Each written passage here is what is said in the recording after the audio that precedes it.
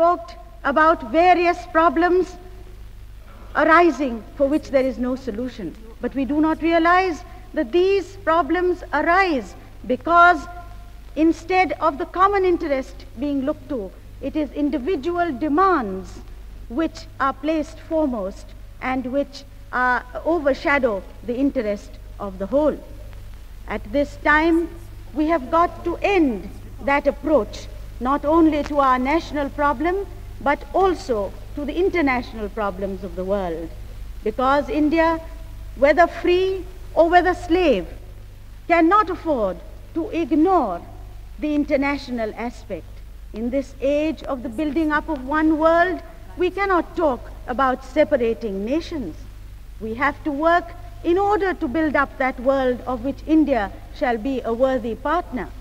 Because not only has India the right, because of her past, because of her heritage, to give the lead, but also because of her present, when in the face of all the complexities of her own problems, she has stood up and estimated values and not let go of those ideals which she had placed before her. Our contribution to the future is one of the neutralization of political and social discontents. And to that end, we must work towards establishing freedom in our own country and toward establishing freedom in the world. Unless Asia comes into her own, the world cannot function.